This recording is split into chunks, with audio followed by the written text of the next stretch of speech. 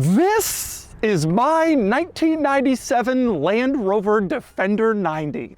I've owned it for 7 years. It's been a part of my family, and now I'm selling it on Cars and Bids with no reserve. Today, I'll show you around my Land Rover. I'll show you all of its quirks and features, and then I'll explain why I'm selling my special car, my old friend.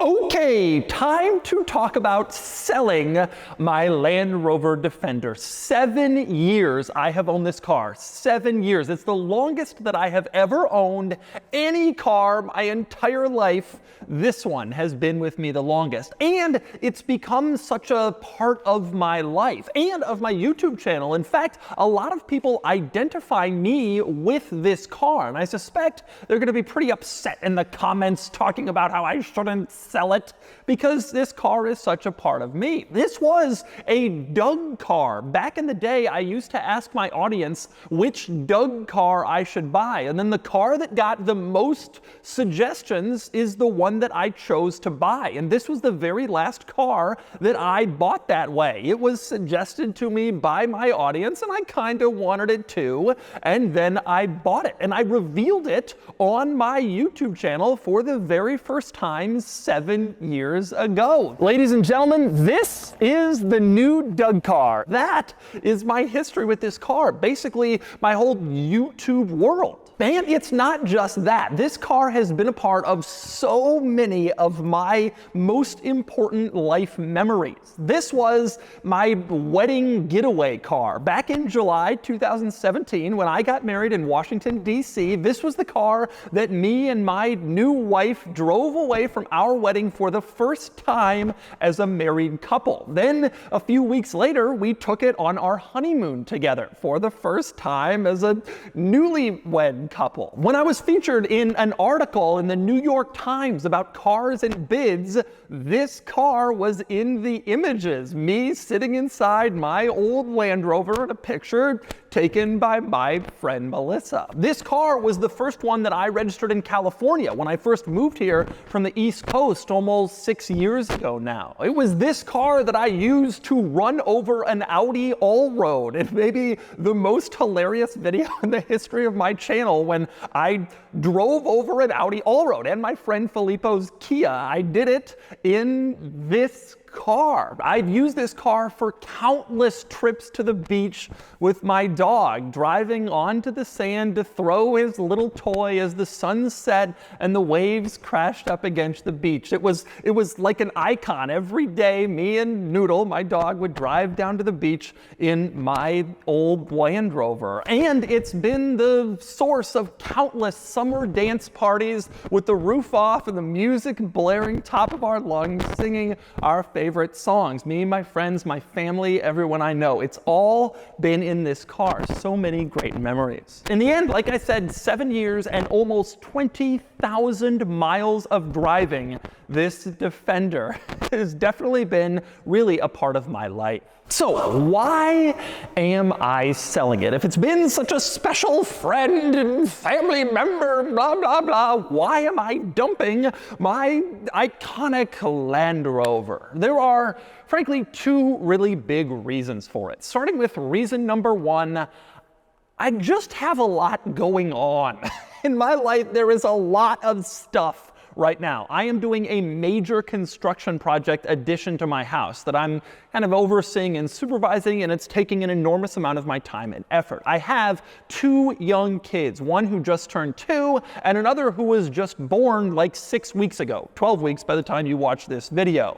That's a lot. Then I have 9 cars, actually now down from 8 because I just sold my Mercedes A-Class in part for this reason. 8 cars to think about, to maintain, to deal with. 8 cars, it's 32 tires, it's 8 oil changes, it's 8 license plate renewals and insurance cards and all of that stuff to constantly be thinking about and dealing with. And frankly, it's just a lot going on. I don't consider myself a collector of stuff. And frankly, I don't really want to spend all my time and energy maintaining, keeping, using just a bunch of stuff unless I'm really using it and really focusing on it. And to be clear, the Defender isn't exactly the easiest car to manage and keep going. It is a 27-year-old aging British vehicle.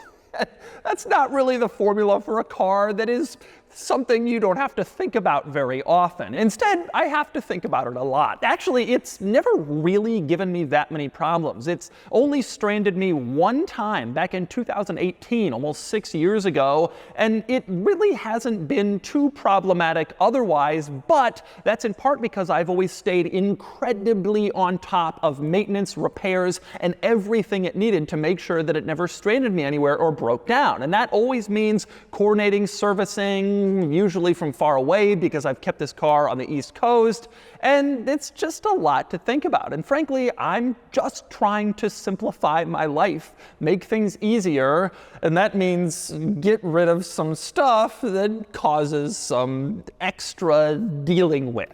And the second reason, beyond just wanting more simplicity in my life, the second reason I'm getting rid of my Land Rover is quite simply, I just can't use this car with my kids very easily. So like I said, I have two kids. One is 2.5 and the other one is like 2 months old when you're watching this video. And my wife has correctly vetoed the concept that my kids will be riding in this car in car seats. It's just not all that safe. It really is kind of a bucket of bolts that was screwed together with 1950s and 60s design. Even though it's a late 90s car, it's not really the most kid-friendly or even slightly kid-friendly or safe vehicle. And since me and my wife just had another new baby, that kind of resets the clock on how long it'll be before I can start using it again. We're also talking about maybe another baby down the line, which would reset the clock further. And that just makes the car less and less usable. And since I can't drive in it with my family, then it starts to become a thing of, well, the fun of owning the car was always bringing people around in it, having fun, screaming, singing. It's not really the driving experience like it's a Porsche or a Ferrari. It's the community experience. And I can't really use it like that anymore. Now, most people, upon hearing this reason for me getting rid of this car, would just say, suck it up, deal with it, bring your kids in it, but go short distances or be safe or be careful and just have fun, and that's not a good reason. But which actually is a fairly reasonable point that I have tried to make to my wife. And it would kind of go over okay with one problem. I literally own a safer version of this car. My 1999 Mercedes-Benz G500 Cabriolet is also a 2-door, short-body, V8 power, 4-wheel drive convertible SUV, except the difference is it actually has modern safety equipment. It has airbags, anti-lock brakes, 3-point seat belts with tensioners. It has crumple zones, a roll bar that will actually hold up the weight in a collision. It is a safer and more modern version of this car. So I can still have this experience, but I can have it with my kids and my family, and that starts to make you think, okay, maybe it doesn't really make sense to do it in the unsafe car since you have a safe one that does something similar. And overall, when you think about it, I don't need to own two valuable 1990s convertible SUVs. You can only drive one of them at once. They are kind of duplicative, repetitive, and so it started to hit me that one of them had to go, and that would probably be the one that I couldn't use as frequently. Now, if you've been paying attention to my social media and following me, you'll probably know that my original plan was to sell my G500 Cabriolet and keep this car, my Defender. I made an Instagram post where I said that's exactly what I'd be doing. I announced on Matt Farah's Smoking Tire podcast that I would be selling my G500 Cabriolet. I even paid $500 for professional photos of the G Cabriolet, and then I had us write up the whole auction listing on Cars and Bids, the whole description, get all the service records together. It was ready to go. I even filmed a video explaining why I was selling my G-Wagon convertible, and then I just decided I couldn't. It's too special, it's too great, I'm never gonna find another one quite like mine. It's just too good of a car. But I still wanted to simplify my life, to pare things down a bit, and so I'm selling this instead. Now, there will be people who hate me for this, who are saying things like, Doug is selling all of the cool cars he had when he was younger. He's lost touch with who he was at the start of his YouTube channel. There's going to be some hate about getting rid of this car, especially since I've mentioned the emotional significance that it's had in my life. But the simple truth is, I'm not a collector. I don't view myself as someone who accumulates possessions just to say that I have them. I know people like this. It's totally fine if that's what you want to do. It's not what I want to do. The stuff I have, I want to use it, or I want to not have it anymore, not have to think about it, maintain it, take care of it. That's just not my thing. I don't just want to get as much stuff as I can so I can brag to people on social media about all my stuff. Look at my Land Rover. I've got this thing that I never really use, but I have it. Aren't you jealous? It's just not the way I function. I don't plan to collect these things.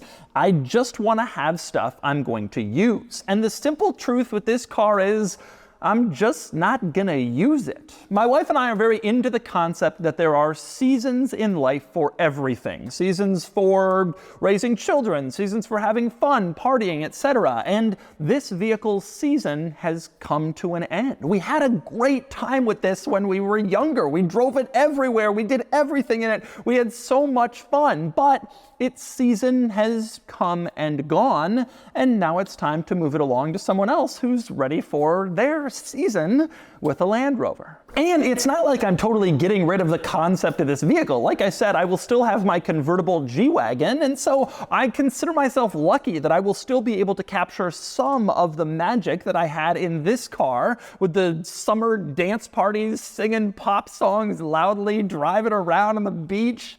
I'll still have that to an extent in the G-Wagon convertible. It's not quite the same experience as a bright yellow Land Rover with no sides or windows or anything like that, but it's relatively close and obviously a lot safer and a lot more correct for my family. And so even though I'm moving on to a new season in my life, I'm still going to be able to retain some of the old season that was so great and had so much fun. And plus, the other important thing to keep in mind, if I really do miss it, if I really am sad that I got rid of it, I can always get another one. These are uncommon, but they're not so uncommon that I can't replace it if I decide to someday down the line. Once my kids are older, they're not in car seats, they're not as fragile. If I want to go back to an old Defender, I can certainly do it. So with that in mind, with all of those reasons for me wanting to sell my Land Rover, let me tell you about my Land Rover. This is a 1997 Land Rover Defender 90 North American Specification NAS soft top. That would be, I guess, its full name, more or less. Now, this is a very special vehicle for a lot of reasons, but the biggest is it is a North American spec NAS Land Rover Defender. And that means that it was specifically upgraded and revised by the Land Rover factory back when it was new in order to conform to US regulations. It needed a lot of upgrades and changes from the Defender they were selling in other markets, and so Land Rover went to the trouble of making all those changes for the US models. Now, these days, a lot of privately imported Land Rover Defenders are starting to kind of come into the United States, being imported by various people or dealerships or whatever. And some of them, well, they're not as desirable. They're right-hand drive, they have slow powertrains, they have kind of sketchy histories, a lot of rust, they're not always in the best shape, and you don't always know exactly what's going on with them. But from 1993 to 1997, Land Rover sold 7,000 units of the Defender new in North America, and this is one of those special 7,000 cars. So you might be wondering, what exactly are the changes? What updates did Land Rover make to its North American specification Defender models that makes them so much more desired and so much more valuable here in North America? The answer is, well, quite a few. Let's start with the V8. The Defenders very rarely came with V8 power in foreign markets, but all North American spec Defenders had a V8. It was a mighty engine, about 4 liters and roughly 185 horsepower. not exactly strong, but it was a V8 and it had a lot more power than the 4-cylinder diesels that a lot of Defenders got in overseas markets. Another big benefit of the North American spec Defenders was the automatic transmission. The vast majority of Defenders sold in other markets throughout the world had a manual transmission. Now, enthusiasts tend to prefer the manual transmission, but that's usually for sports cars, where a manual enhances the driving experience. In an old farm implement Land Rover Defender, a manual transmission with a giant shift lever and a long throw and very vague shift gates, it's not exactly making things better. Plus, the type of people who usually buy these Defenders here in the United States, it's typically the wealthy, I don't want a Jeep kind of crowd.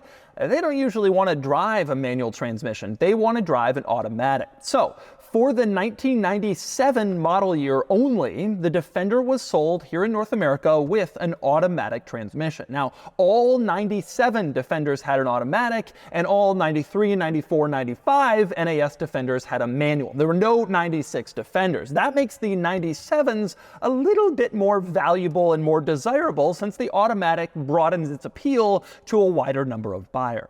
And another nice benefit of the NAS Defender, the open roof. The Defenders were considered workhorse farm truck vehicles in the vast majority of countries where they were sold, except here in the United States, where it was sold and marketed as something of a fun beach toy. And so they offered a version, this version, with an open roof, the soft top model. You couldn't commonly get open roof Defenders in foreign markets unless you cut off the roof and did it yourself, but here in the States, the soft top version was sold this way from the factory. Now, initially the soft top models were cheaper than the hard top models because, well, the hard top models had more top.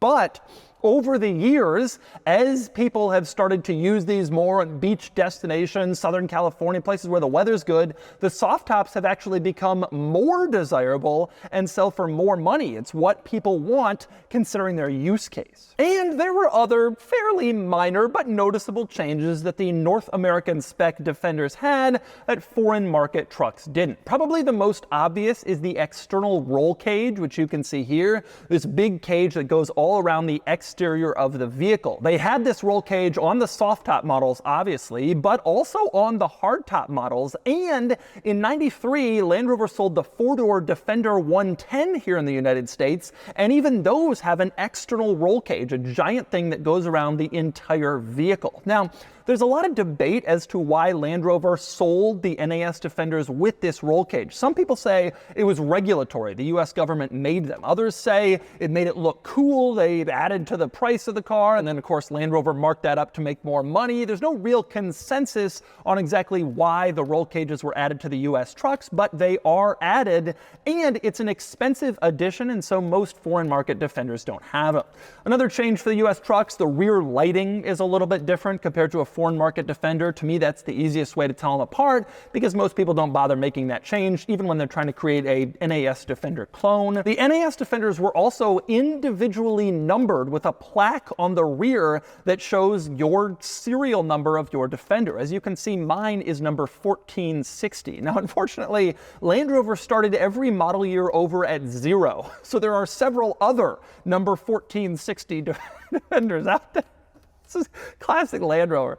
And there were other weird conventions with the naming and numbering of these cars, but they are individually numbered, which certainly adds to their specialness and their collectability. No matter what you do to an imported Defender, it'll never be an individually numbered model like the NAS trucks were. But undoubtedly the biggest benefit of the NAS Defenders, above all else, is that they can be registered in all 50 states. Foreign market imported Defenders cannot be registered in California and sometimes a few other states without significant changes. No matter what a dealership or an importer might tell you, you can't just bring in a Defender and register it here in California and occasionally in some other places. However, the NAS Defender models, like this one, were sold new in the US and they conform to US emissions and safety regulations, and so they can be registered everywhere, and that includes California, the toughest state to register an imported vehicle. This Defender is currently titled and legally registered in California, and it can be sold easily to a California buyer with a simple title transfer, as opposed to doing the whole Montana or South Dakota or I have a house out of state kind of thing with an LLC. And so that has always made the NAS Defenders a little bit more desirable because they can be easily registered and re-registered without the hassle that imported cars sometimes have. So let's talk about my Defender specifically. In case you might be interested in buying it, let me tell you a little bit about mine. This is the most desirable version of the NAS Defender 90, which means it's a soft top model, the most desirable body style, and it's a 97, which added the automatic, which is also most desirable. So this is sort of the best version of the Defender 90. The color is not the most desirable, AA yellow. I love it for a lot of reasons. Number one, I think it perfectly fits the character of this car, which is a fun beach cruiser. You're happy, you're singing, it should be bright yellow. Number two, I always buy my cars in the press color, the color from the advertisements, and the Defender 90 soft top advertisements and press photos back in the day were in this AA yellow color. The third reason why I love this color so much is its name, AA Yellow. Land Rover named it that after AA, which is Great Britain's version of AAA, the people who come rescue you in your car when you've broken down. Their vehicles are famously painted in a very distinctive shade of bright yellow, and Land Rover decided to name their color after that, AA Yellow, which is so fitting because it breaks down. It's an unreliable British car, and they named the color after the people who come and rescue you when you break down. So it's so perfectly fantastic. But anyway, on to the rest of the stuff about this car. So it's got about 82,000 miles. When I bought it 7 years ago, it had 63,000 miles. Somehow I've driven this almost 20,000 miles. It's got BF Goodrich KO2 all-terrain tires, sort of my all-time favorite all-terrain tire. I've got it on a lot of my vehicles. And I have several different tops in case you want them. I have what I guess they call like a bikini top, which just goes over the top of the car. Maybe it's a Surrey top, but anyway, just goes over the top and covers it to keep it not wet. But I also have the fully enclosed top that has windows and sides. I used to put that on in the winter when I lived in Philadelphia, and so I still have that in boxes in my basement, and of course that will go with the car as well. Haven't needed it since I moved to California, but it's there. And probably most importantly, I have every single service record of every single thing I have done to my Defender since I bought it back in March of 2017. All sorts of different servicing, oil changes, repair work, all this stuff is all included in my service documentation. I have maintained this car really, really well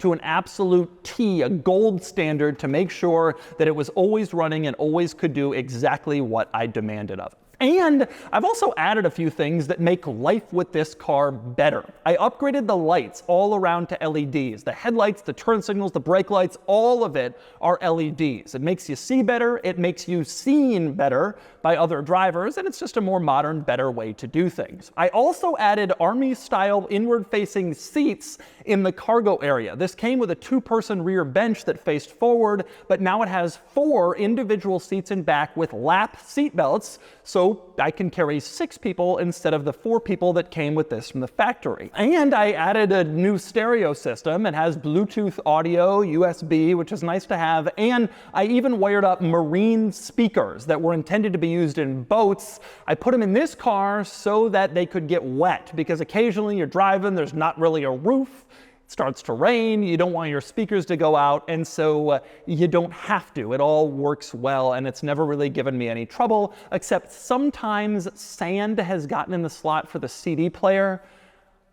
I don't use CDs, but there might still be sand in there. I can't guarantee anything. So, what is wrong with it? That's surely what you're wondering. What is wrong? I had this thing for 7 years. I know it like the back of my hand. What is wrong? The answer is nothing. It's great. It was only driven by a little old lady to church. Sort of. No, that's not true at all. But nothing major, in my opinion, is wrong with it. The biggest problem with it is unquestionably corrosion, rust. This is actually pretty good for an NAS Defender. It doesn't really have that much. You can see some on the undercarriage and in some other spots, but mostly it's not very rusty. However, it does have some rust starting to form, as a lot of these did. Now, last year, 18 months ago, I did a full wax oil treatment under the car. It's this substance that you put on the cars, people do it in the north, so that when you drive it in salty winter road weather conditions, it doesn't start to eat away at the car and rust it out.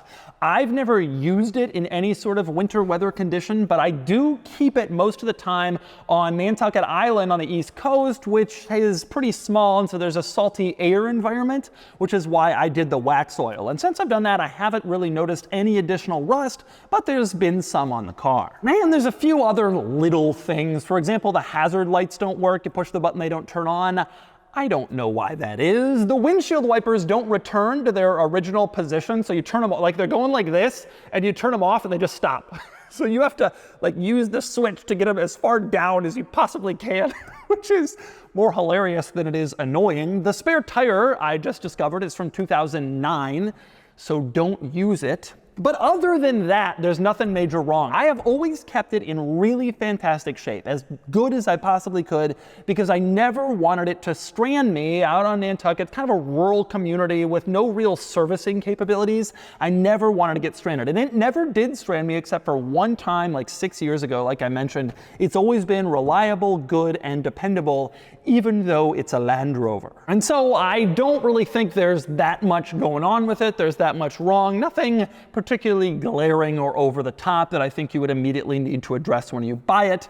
But given that it's a Land Rover, anything can happen at any time. So there you go. That is an explanation of my history with my Defender. It's a little bit about why I'm selling my Defender, and it's some of the ins and outs, and you could say quirks and features of the North American spec Defender, and mine specifically, some of its benefits and its drawbacks, all about my Defender. And now I'm going to take it on the road for one last drive in my old Land Rover before I sell it. And I'm going to explain to you what it's like to drive my old Defender. All right, driving my old Land Rover Defender one last time.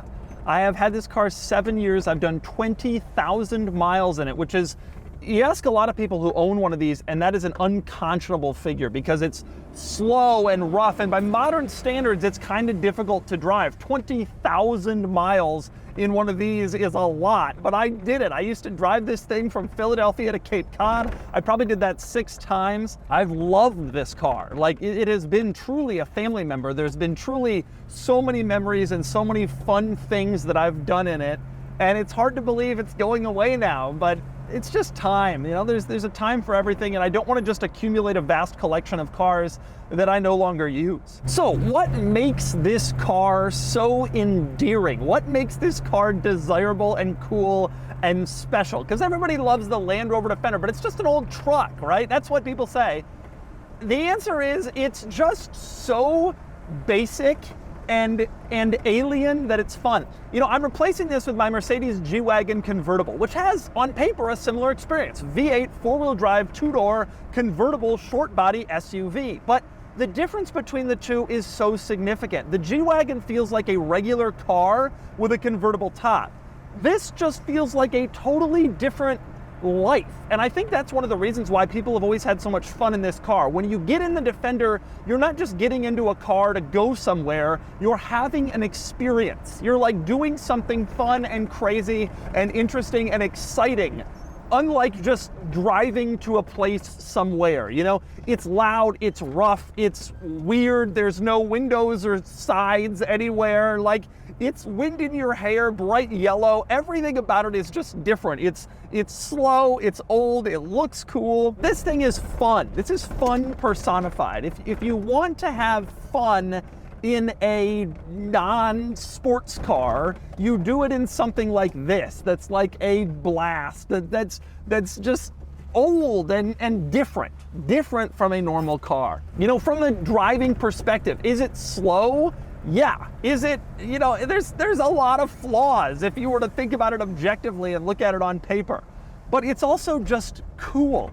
And I think that's where people get the enjoyment out of this car. It's certainly where I get the enjoyment out of it. From a driving perspective, are there drawbacks and flaws? I mean, yeah, it like I said, it's slow. Like, that's something that is real and that you have to kind of think about while you're using it. It is accelerating up to highway speeds is a long process. Keeping up with traffic around town is fine. And honestly, even driving it on the highway is fine. It's just that getting up to speed can be a daunting task on an on-ramp. It feels kind of unstable. I put in a steering stabilizer. It helped a little. It's tall and it's shifty, and this was an era before people cared too much about the latest in safety and traction control components. You know, I have people come up to me some of the time and say, hey, it's a Land Rover and a Jeep, and they think it combines the best features of both. And I've always told people, actually, it combines the worst. You have to deal with the utilitarian nature of a Jeep and the unreliability of a Land Rover. I mean, I'm not exactly selling it, but I want you to know what you're getting into. The fun of it is not from the way that it drives. It's from the experience you get sitting in the driver's seat or in the passenger seat. You can't get this experience anymore. You know, I drive around and I see all these Jeeps. They're a similar kind of thing, but it's so sanitized. It's not special. You know, anybody can go buy a JK or a JL Wrangler, take the roof off and whatever. This, you get the rumble of the V8, you get the feel of the Land Rover. Like, it's something more special and more exciting and more absurd. Certainly, I will miss this car. It's been a good time. It's been a fun friend. It's really been part of my life for a long time. And if I want another one, and if I miss it that much, and if my kids say, Dad, why'd you sell that car one day? I'll buy another one back. They're not that hard to find, but they are special and they are cool. And it's a neat vehicle that I will certainly miss, and I have certainly enjoyed, and I can't wait for the next person to enjoy it. And so that's my 1997 Land Rover Defender 90. I will miss this car. My friends and family will especially miss this car. Some of them are legitimately mad at me for selling it, but there are seasons in life for everything, and the season has passed for my old Defender. I have loved this vehicle, and now you can love it too if you buy it on Cars and Bids. Goodbye, sweet Land Rover.